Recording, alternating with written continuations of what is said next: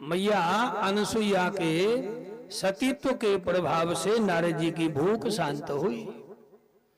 नारद जी ने विचार किया, कमाल हो गया, मैं ब्रह्मलोक कितनी बार गया, विष्णुलोक कितनी बार गया, कैलाश पर कितनी बार गया, परंतु ऐसा चमत्कार मुझे वहां देखने को नहीं मिला जो अनसुईया मैया के यहां मिला।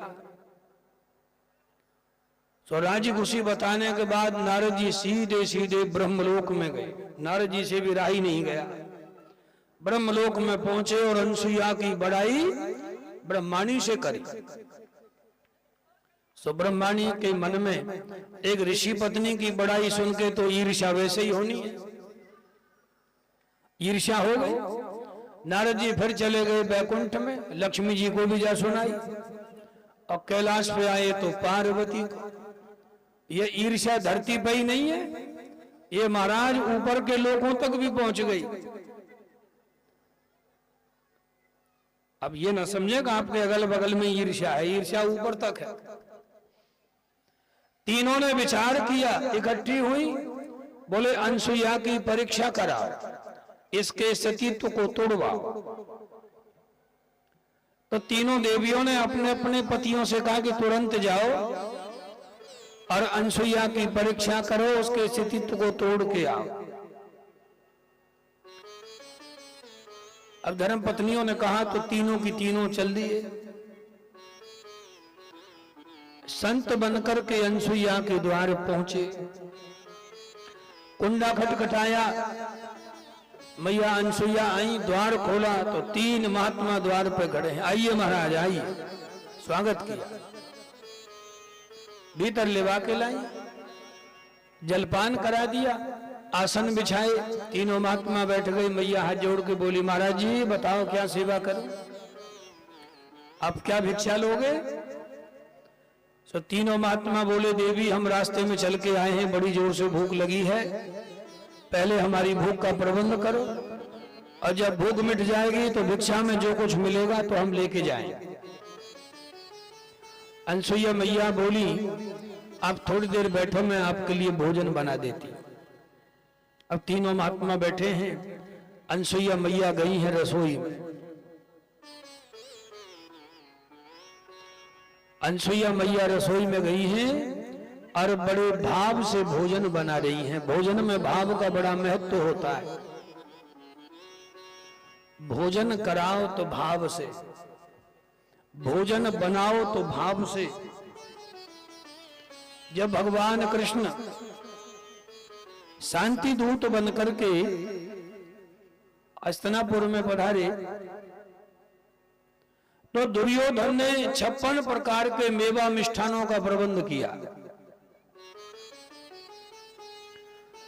बड़ा ईर्ष्यालु था, आडंबरी, दिखावा और भीतर कुछ और, दुर्योधन की बात। कन्हैया आए तो बड़ा महाराज जोरदार स्वागत सत्कार हुआ। कन्हैया बोले, दुर्योधन ये पांडव तुम्हारे भैया हैं? बोले हाँ जी, ये हमारे चाचा के बेटे हैं, भाई इनका राज इनको दिया जाए। बोले ना, बिना युद्ध के इतनी भी भूमि नहीं दूंगा जहां सुई की नोक टिक जाए। अब अहंकार देखिए, सुई की नोक कितनी सी होती है। बोले इतनी भी भूमि इन्हें बिना युद्ध का नहीं मिलेगी।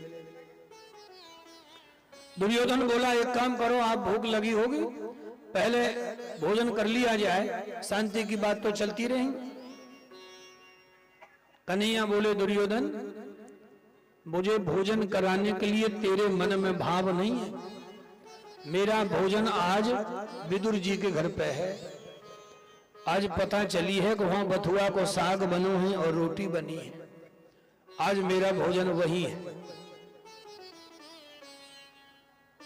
विदुर जी को लगा कि कन्हैया मेरे घर भोजन करेंगे, तो विदुर जी ने सोचा कि थोड़ा माखन ले आओ। विदुर जी गए, जब तक तो कन्हैया पहुंच गए, कुंडा खटखटाया, काकी जी द्वार खोलो। संयोग से विदुरानी स्नान कर रही थी, और जैसे ही कृष्ण की आवाज कान में आई तो स्नान भी पूरा नहीं हुआ, वस्त्र भी नहीं पहने, तो सीधे द्वार की ओर दौड़ी।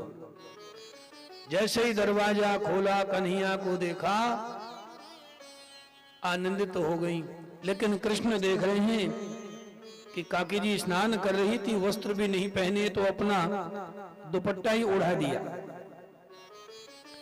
कन्हैया बोले, अब काकी जी हमें बड़ी भूख लग रही है।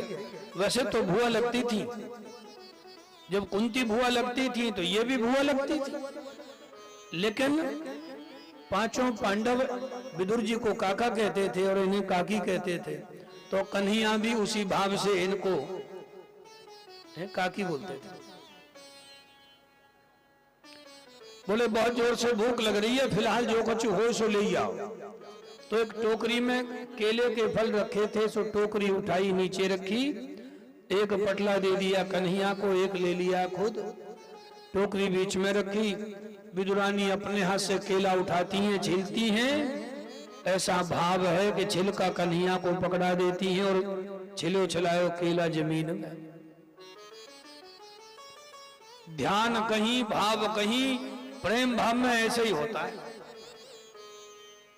अब कन्हैया ने 2-4 छिलके खा लिए, सो बोले काकी जी इतना ही बहुत है, फिर रोटी नहीं खाई जाए।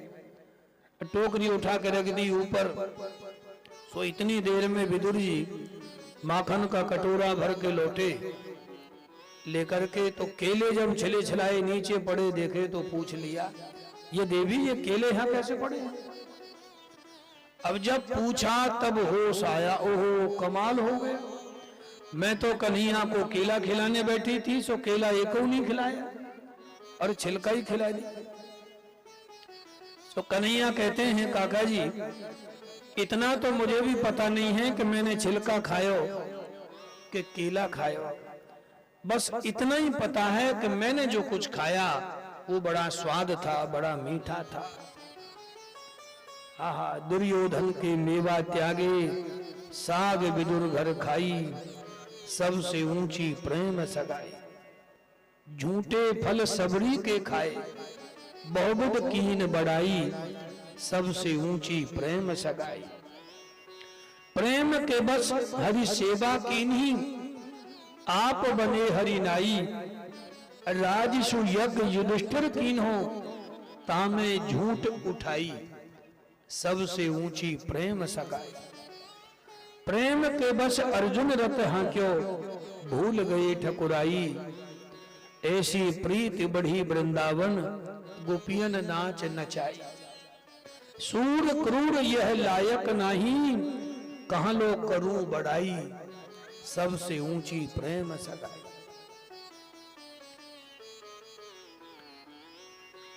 भोजन में भाव का बड़ा महत्व है। भाव का भूखा हूं मैं, भाव ही बस सार है। भाव से मुझको भजो तो भव से बेड़ा पार है। भाव बिन सुनी पुकारे मैं कभी सुनता नहीं, भाव पूरित टेर ही करती मुझे लाचार। अनसुईया मैया ने भोजन प्रसाद बनाया। अच्छा, भोजन में एक रोटी गौ माता के लिए निकालनी चाहिए। सबसे पहली रोटी बनाओ और गौ माता के लिए रोटी सेक के रख दो। जब गाय आमे गली में, दिल्ली है यहां तो आती रहती है, दिल्ली, एनसीआर, फरीदाबाद, नोएडा, गुड़गांव, सब एक ही बात, गली गली में गैयाओं का चक्कर लगता रहता है। तो एक रोटी गौ माता को निकालो और एक रोटी पीछे की कुत्ते के लिए भी खिलाओ। भारतीय संस्कृति में, हमारी परंपरा में दोनों का सम्मान है, कुत्ते का भी और गौ माता का। लेकिन माताएं बहनें आजकल रोटियां गिन के बनाती हैं। घर घर में तो गैस है, और जब देखेंगे कि पूरी हो गई तो आटा उठा के लगा देंगी फ्रिज में, बोले शाम को बन जाए। शाम का आटा रख दिया, सवेरे बन जाए। ये जब फ्रिज नहीं था तो सब ताजा खाते थे, जब से फ्रिज आया तब से बासा कूसा भी खाना पड़ रहा है लोगों को, बचा कुचा सब फ्रिज में। ये फ्रीज पश्चिमी देशों की आवश्यकता थी, जहां साल में एक ही बार फसल पैदा होती थी, तो वो उसमें स्टॉक करके रख लिया करते थे कि महीना 2 महीना चल जाए, उसके बाद वो दोबारा 1 साल के बाद ही पैदा होती थी। लेकिन हमारे भारतवर्ष में हर चीज हर मौसम में प्राप्त होती है। एक सब्जी समाप्त होगी तो दूसरी चलेगी, दूसरी बीतेगी तो तीसरी चलेगी। अनेक प्रकार का अन्न, अनेक प्रकार के फल, यहाँ आपको 12 महीने खाने पीने का सामान मौजूद है। पहले आज से 20, 25, 30 साल पहले फ्रिज थे ही नहीं, आवश्यकता भी नहीं थी। और आज महाराज माहौल ऐसा बन गया कि जिसके घर में फ्रिज ना हो तो लोग आश्चर्य करते हैं, अरे कमाल हो गया, तुम्हारे यहां फ्रिज ही नहीं, बता। ऐसा तो माताएं बहनें रोटियां गिन के बनाती हैं, हिसाब लगाएंगी, 6 रोटी वो खाएगा, 5 रोटी वो खाएगा, 4 रोटी वो खाएगा, और लास्ट में हिसाब में कहेंगी कि मुझको तो 3 ही बहुत है। और जहां रोटियां पूरी हो गई, आटा उठा के रख दिया, और पीछे की रोटी माताएं बहनों के सेमाती है, और ये कुत्ते वाली रोटी खा जाती हैं तो दिन भर कुत्ते की तरह भौंकती रहती हैं। ना बालक सुनाई करते हैं, ना जल्दी से आदमी सुनता। एक एक काम के 10-10 पोत कहनी पड़े, इसलिए पीछे की एक रोटी कुत्ते को खिलाओ और सबसे पहली रोटी गौ माता को खिलाओ। अनसुईया मैया ने भोजन प्रसाद बना दिया, थाली परोसी, आसन जमाए, जल पात्र भर के रखा, और हाथ जोड़ के बोली महाराज जी आओ प्रसाद पाओ। अब तीनों महात्मा आपस में काना फूसी करने लगे,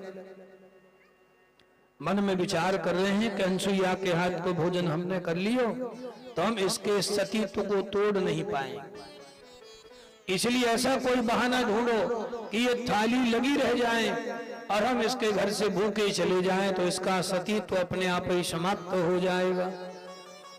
तो तीनों महात्मा बोले संत भोजन का ये नियम हमारा है,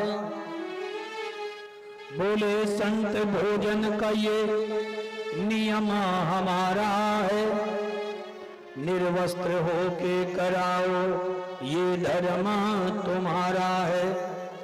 सुन के देवी चौंकी था आंखों में अंधकार, यूं कहो कि उन पर टूटा संकटों का पहाड़। देखा जब ध्यान लगा तो समझ में आया, ये तो तीनों देव हैं, समय परीक्षा का आया।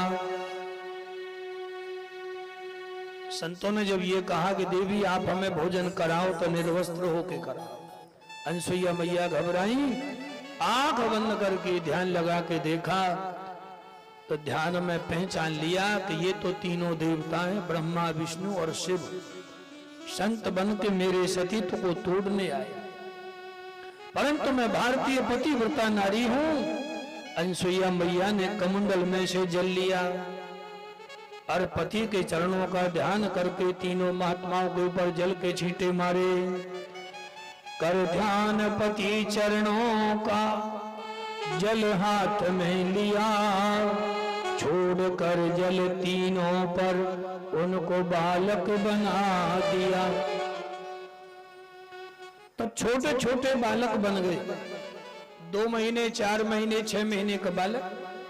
अब उनकी इच्छा थी निर्वस्त्र होकर भोजन करने की, तो छोटे बच्चे को तो मैया वस्त्र पहन के दूध पिलावे तो भी कोई फर्क नहीं, अरे निर्वस्त्र होके पिलावे तो भी कोई फर्क नहीं। एक एक करके मैया ने उठाया, अपना स्तन पिलाया और पालने में ले गई, एक एक करके लिटाती गई। जब तीनों को पालने में लिटा दिया तो मैया झोटा लगा रही हैं, झोला रही हैं, और अनसुईया मैया की जय। तीनों देवता ब्रह्मा विष्णु महेश बालक बना कि अनसुईया ने अपने पालने में झुलाए। अत्रि ऋषि गए थे विशालापुरी बद्रीनाथ धाम तपस्या करने, तो उसी समय अत्रि ऋषि वहां से आए और इधर आज कई दिन बीत गए इन देवियों को इंतजार करते करते। जब कोई खैर खबर राजी खुशी न मिली तो नारद जी से पूछा। नारद जी बोले, देवियों इस समय तो तीनों की तीनों ब्रह्मा विष्णु और महादेव अनसुईया के पालने में लेटे हैं और मैया उन्हें दूध पिला रही है। तो तीनों देवियां आई भेष बदल के, द्वार पर खड़ी हैं, कुंडा खटखटाया, अनसुईया मैया द्वार पर आई, दरवाजा खोला तो तीन तीन देवियां घूंघट मारे खड़ी। एक जनी हाथ जोड़ के पहले मैया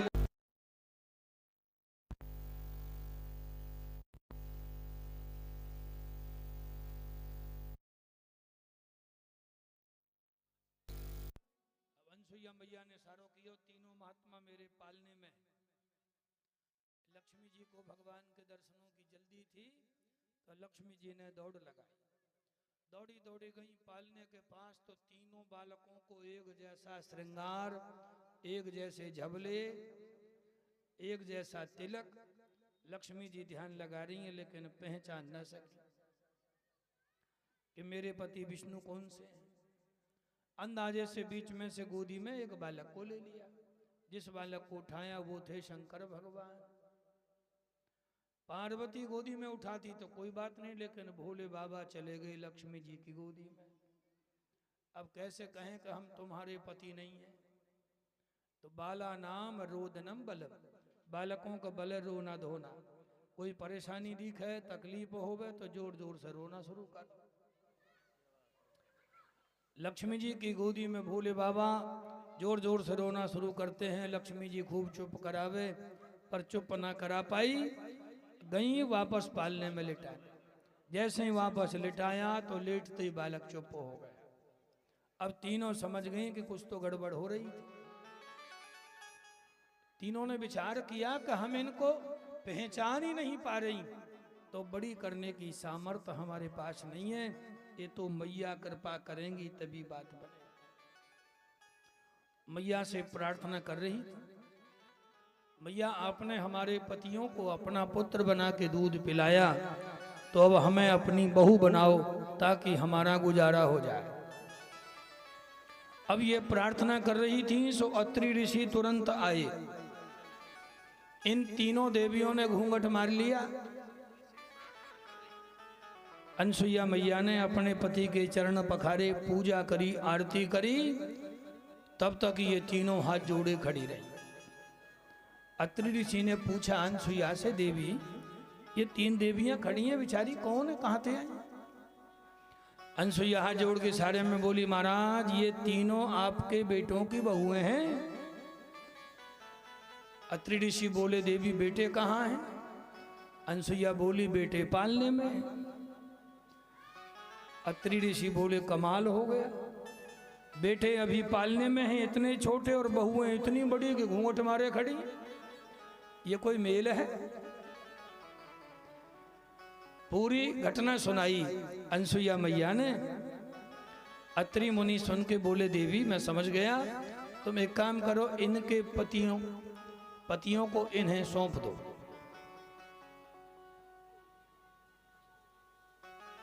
जो पति के चरण धोए उसी थाली में से जल भर के ले गई और मंत्र पढ़ के पालने में छींटे लगाए तो तीनों देवता बड़ी स्वरूप को प्राप्त हो गए।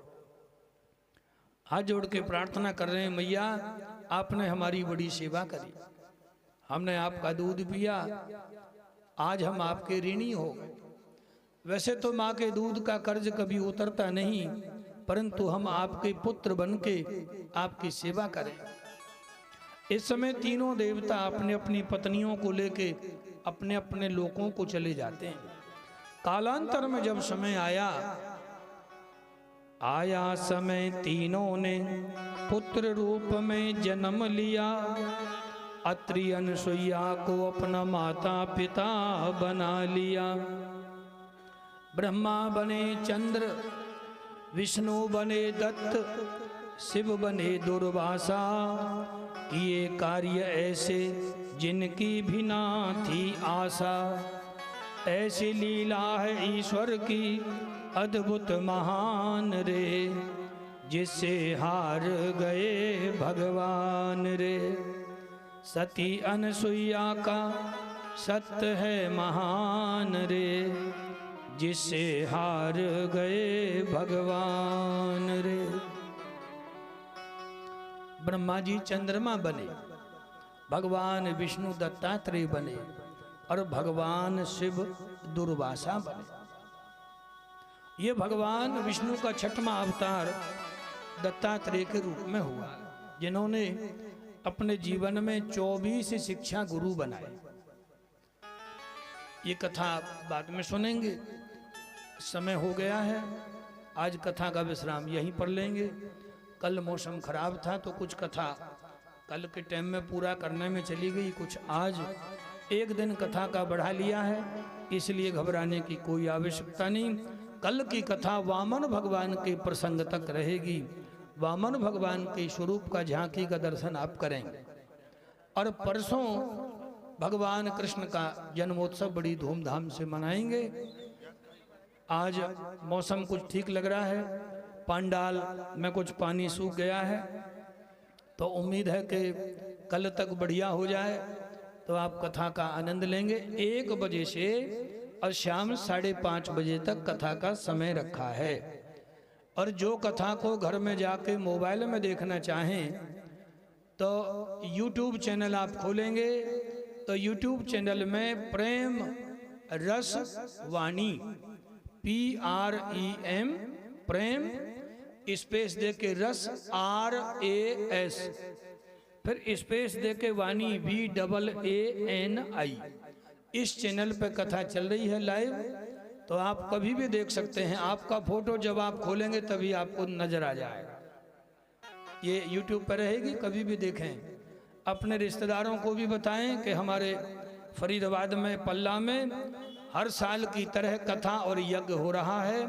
एक दिन उन्हें बुलाओ भी, और जो कोई आने में असमर्थ हो तो वो घर बैठे भी कथा रस का पान कर सकते हैं। आइए अब आरती की तैयारी कराते हैं। इससे पहले एक रसिया आपको सुनवाएंगे ताकि आप थोड़े पाँव फरेरे हो जाएं। शरीर जाम हो गया है बैठे बैठे, ठंड बहुत है। अच्छा, जिन्हें ज़्यादा ठंड लगती हो और जिनकी ठंड सोल में ना रुके तो कंबल लिया में, और कंबल में भी ना रुके तो रजाई लिया में। हाँ, यज्ञ का भी बताएंगे। हाँ यशस्वी जी आइए भैया, एक बढ़िया सा पहले भजन सुनाओ। मलूक सा ब्रज का रसिया, एकदम नया नहीं पुराना चलेगा। ये सारे नए भजन एकदम नहीं पेश नहीं करने।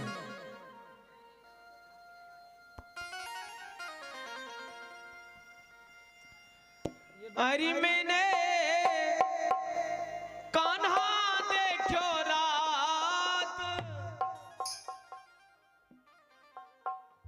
अरे मैंने मोहन देखो रात भेना, अरे भेना बड़े गजब की बात, भेना मेरी बड़े गजब की बात, भेना मेरी बड़े गजब की बात, जी मेरे बड़े गजब की बात।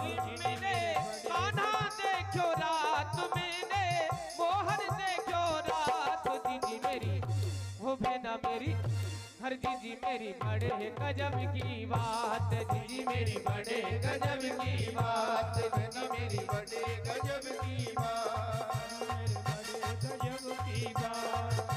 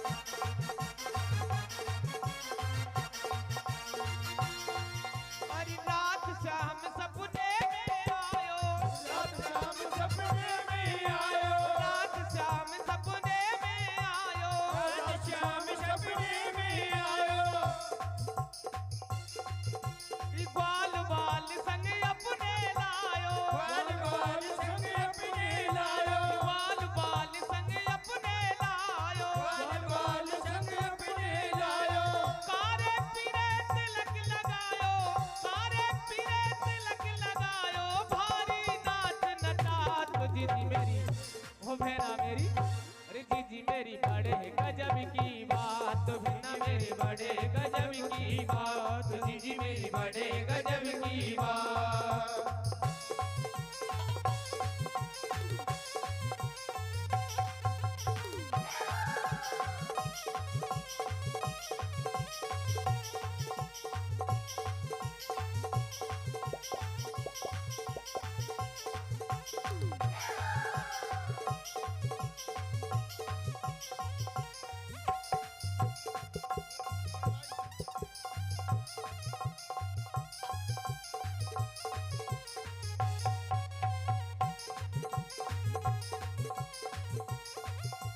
बाकिर में उत उत को डोले, बाकिर में इति उत को डोले, बाकिर में उत उत को डोले, बाकिर में इति उत को डोले, फिर मन सुख से ऐसे बोले, फिर मन सुख से ऐसे बोले, मटकी के मुकुड़े को खोले, मटकी के मुकुड़े को खोले, टप टप माखन खात भी ना मेरी, हर भी ना मेरी, रिजी जी मेरी बड़े गजब की बात भी ना मेरी बड़े गजब की बात बना मेरी बड़े गजब की बात। मैंने कान्हा देखो रात, मैंने मोहन देखो रात, जीजी मेरी बड़े गजब की बात भी ना मेरी बड़े गजब की बात, बात जी मेरी बड़े गजब की बात।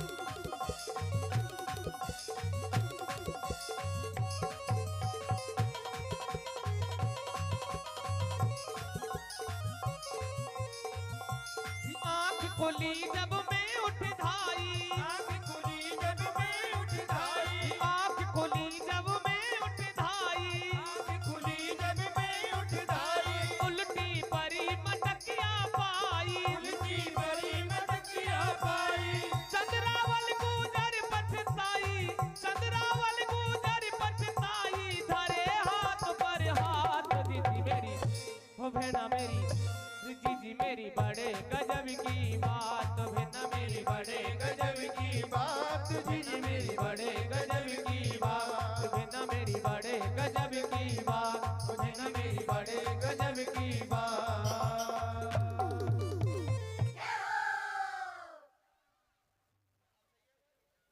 बोलिए भागवत महापुराण की, राधा वल्लभ लाल की जय। जय श्री राधेश।